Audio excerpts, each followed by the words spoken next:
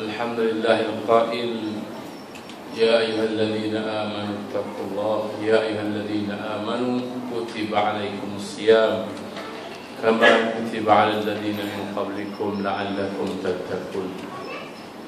صدق الله العظيم. Alhamdulillah, syukur Allah SWT. Tuan-tuan, kita masih lagi berada dalam bulan yang penuh dengan keberkatan ini, dan kita dapat bersama-sama pada malam ini untuk menunaikan salat Isya berjemaah dan juga salat tarawih. Bila sebut nama salat tarawih, berarti salat rehat-rehat, bukan kita nak rushing ke mana pun.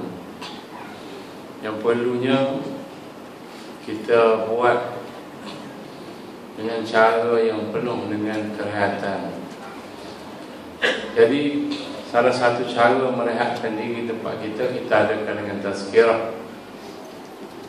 Kalau nak buat benda lain, rasanya ramai orang tak sanggup. Kalau zaman Nabi dulu, lepas 2 rakaat masing-masing akan baca Quran, akan zikrullah, akan duduk, kemudian akan kumpul lagi. Itu baru rehat betul. Cuma kita rehat seketika saja. Jangan jadi macam di satu pondok di Indonesia. Saya tengok dalam orang hantar YouTube, pernah tengok, semayang 20 rakaat 7 minit saja, tapi memang laju sungguh, ekspres. Kalau orang sakit lutut tak ada begini, memang laju 7 minit, rekod kan? Masya Allah. Jadi tidak kena dengan apa yang dimaksudkan dengan solat istirahat, solat tarawih ni. Solat kita nak santai-santai supaya kita rasa akan nikmatnya kita melakukan ibadat kepada Allah Subhanahu wa taala.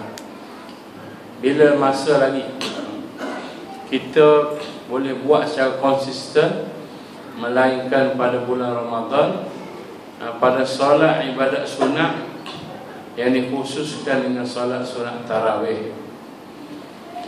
Tuan-tuan dikasihi Allah Subhanahu wa taala, inilah masa dan bulan yang Allah Subhanahu wa taala memang reserve khusus untuk orang kita. Untuk orang mana? Untuk umat Muhammad sallallahu alaihi wasallam. Supaya 3 perkara teras mesti kita dapat ambil sebelum kita mati. Inilah 3 keutamaan yang perlu ada. Yang pertamanya, kita memang berhajat dengan rahmat Allah Subhanahu wa taala. Yang keduanya, kita kena dapatkan pengampunan Allah Subhanahu wa taala. Dan yang ketiganya, pelepasan daripada api neraka Allah Subhanahu wa taala. Jadi Nabi SAW mendatangkan satu hadis yang menyatakan awwalu Ramadan awwaluhu rahmah wa awsatuhu maghfirah wa akhiruhu itqum minan nar. Awal Ramadan itu adalah rahmat, pertengahannya adalah pengampunan, akhirnya itu adalah pelepasan daripada api neraka. Nabi SAW nak mengisyaratkan kepada kita, nak membuat satu bentuk iklan supaya kita kena faham bahawa 3 perkara ni sangat-sangat menjadi benda yang mustahab, sangat-sangat kita perlukan bila kita balik nak bertemu dengan Allah Subhanahu wa taala. Tanpa adanya rahmat kasih sayang Allah, tanpa adanya pengampunan daripada Allah, tanpa adanya pelepasan daripada neraka, maka kita akan berhadapan dengan suasana yang sangat sukar di akhirat. Jadi selagi mana kita dapat datang ke rumah Allah, dapat mencari, menggali, supaya kita dapat congkirkan 3 perkara ni masuk dalam diri kita, dan kita tuju kepada Allah base kepada 3 perkara ni, insya-Allah kita balik pada Allah Subhanahu wa taala tidak akan berada dalam keadaan yang duka cita, insya-Allah. Maka dengan sebab itulah tuan-tuan, Nabi SAW melipat gandakan usaha untuk melakukan ibadat-ibadat ini pada bulan Ramadan. Bukannya kita melipat gandakan usaha kita pada bulan Ramadan, tapi balik pada bulan biasa kita langsung tak buat. Tu ada juga orang mikir lagu tu,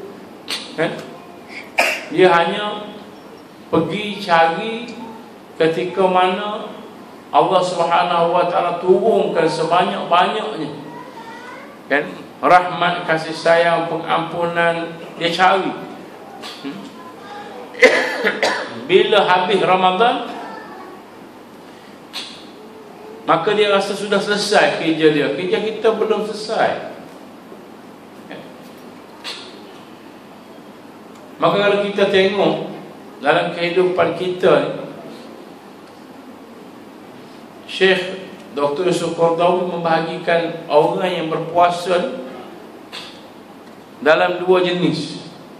Satunya orang yang berpuasa dipanggil sebagai golongan muqallidun, orang yang ikut-ikut. Orang puasa, dia puasa. Orang datang tarawih, dia datang tarawih. Orang tak makan, dia tak makan. Itu ikut-ikutan. Kita tak nak jadi golongan ni. Berapa lama dah kita sudah berpuasa, mengapa kita masih tidak berubah? Naik step yang kedua yang dinyatakan oleh Dr. Yusuf Qaradawi, golongan yang berpuasa, golongan Rabbani, orang yang fokus puasanya itu untuk mencari redha Allah, mencari pengampunan Allah, dan mencari keselamatan di hari akhirat kelak. Maka kalau kita letakkan 3 ni, teras ini, untuk kita capai ataupun menjadi KPI kepada kita, maka kita akan dapat rasa kesannya. Apabila rahmat Allah Ta'ala sudah masuk dalam diri kita, apabila pengampunan Allah Subhanahu wa Ta'ala diberikan kepada kita, maka kita tidak risau lagi yang ketiganya itu, iaitulah pelepasan daripada api neraka Allah Subhanahu wa Ta'ala. Maka cubalah, carilah, buat sungguh-sungguh, kan, untuk kita capai ketiga-tiga. Hari ini tuan-tuan,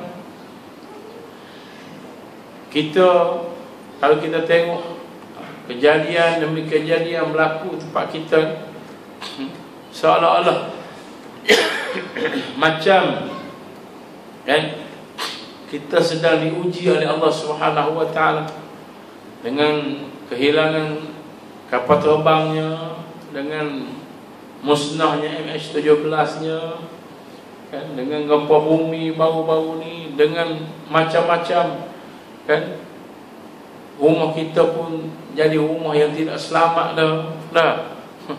Orang nak mencuri, merampok di jalanan, di mana-mana sahaja hari ini. Apakah mungkin kerana kita, kan, yang sedang dibuai oleh kemewahan hidup menyebabkan kita lupa kepada Allah? Maka inilah masanya untuk kita bermuhasabah kembali kepada Allah Subhanahu wa Ta'ala, untuk kita, kan, membina semula jaringan ataupun hubungan dengan Allah Subhanahu wa Ta'ala. Maka tuan-tuan, perbanyakkanlah bukan saja ibadah, banyakkanlah juga sedekah, banyakkanlah juga menjamu orang-orang yang sedang berpuasa makan. Saya difahamkan di sekolah kita ni ada sponsor. Siapa yang nak sponsor? Sehari berapa? 1,000. 1,000 satu hari. Maknanya siapa yang nak sponsor untuk satu hari 1,000. Allahu Akbar. Besarnya fadilah orang yang menjamu, orang yang berbuka puasa. Tapi budaya kita ni, tempat kita ni terbalik sikit. Dia jamu orang selepas raya, selepas puasa. Jamu hari raya dah. Jamu orang makan pada musim raya. Apa yang manfaat kita dapat? Dapatlah jalinkan silaturahim tu jelah. Kan? Selain daripada tu, janji Nabi tak ada. Sebab janji Nabi untuk orang yang jamu makan manusia pada bulan puasa sahaja. Jadi sebab tu raya ni sepatutnya lah kita biarlah ikut yang Nabi buat. Nabi beraya selama satu hari. Dengan baik-baik. Saya sebut satu hari, tuan-tuan dengar satu bulan susah. Kita dah sebut satu hari, satu bulan. Barangkali kita dengar ustaz dia sebut satu hari kita raya, kita dengar satu bulan, maka kita pun raya pun satu bulan. Allahu Akbar. Saya pun tak tahu bila lah budaya kita nak berhenti daripada menjamu makan pada bulan pada bulan Syawal ni. Wallahu a'lam. Kan? Saya tidak menentang, tetapi kadang-kadang tuan-tuan kan pembaziran kita lakukan macam-macam. Kan? Baru ni dalam surat khabar cerita hotel saja 1 bulan 1 Malaysia hotel membuang sisa makanan sebanyak 270 tan makanan. 270,000 tan, sorry. 270,000 tan sebulan. Maka orang buat ukuran kalau 270,000 tan tu disusun sama tingkat dengan KLCC, sudah boleh buat 30 bangunan KLCC. Kan? Saya pernah minta dengan sahabat saya yang kerja dengan hotel, tak boleh ke makanan yang lebihan daripada makanan tu dah habis dah pukul 10 dah, hotel pun dah tutup dah, makan tak boleh makan dah pukul 10 malam. Makanan tu kita pack kita hantar kepada golongan gelandangan. Dah kita hantar kepada golongan orang-orang yang tak ada cukup makan, kan? Maka dia kata tak boleh. Dia memang prosedurnya begitu. Bila makanan tak habis tu kena rosakkan, kena buang gitu saja. Nak bahagi kepada orang tak ada. Dia tidak ada sifat nak bertabarruk, menderma.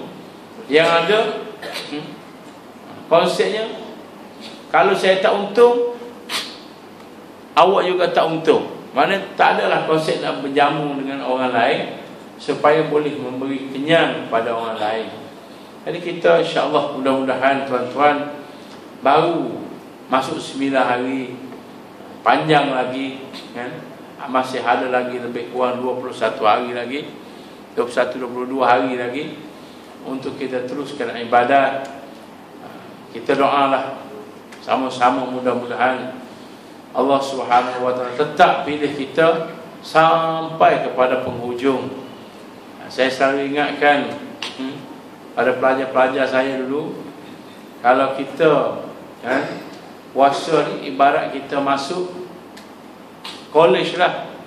Kalau lah awak ada 8 semester dah you kena finish punya pengajian selama 8 semester.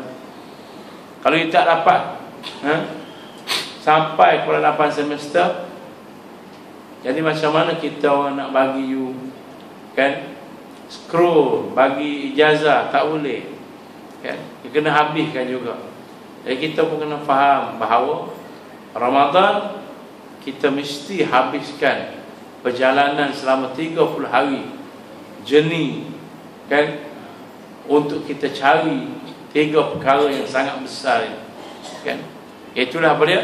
Yang pertamanya rahmat Allah, yang keduanya pengampunan Allah, yang ketiganya pelepasan daripada api neraka. Apa maksud pelepasan daripada api neraka? Maksudnya wisa daripada Allah untuk kita masuk ke dalam syurga Allah Subhanahu wa taala dalam satu pintu namanya Ar-Rayyan bagi orang yang sedang berpuasa. InsyaAllah mudah-mudahan kita semua akan bertemu dengan Allah satu hari nanti dalam keadaan puasa ini memberi sesuatu impak yang baik untuk kita terus masuk ke dalam syurga melalui pintu Ar-Rayyan insyaAllah. Jadi cukup sampai sahaja insyaAllah. Mudah-mudahan kita diberi kesempatan oleh Allah Subhanahu wa taala untuk sampai pada penghujung, dan kita diberkati oleh Allah Subhanahu wa taala dalam seluruh kehidupan kita. Allah Subhanahu wa taala jaga kita, beri rahmat dan kasih sayangnya kepada kita. Mudah-mudahan kita juga menjadi di kalangan hamba-hamba yang sentiasa bersyukur dengan segala nikmat yang Allah Taala berikan kepada kita. Aku qouli hadza wa astaghfirullahalazim. Assalamualaikum warahmatullahi wabarakatuh.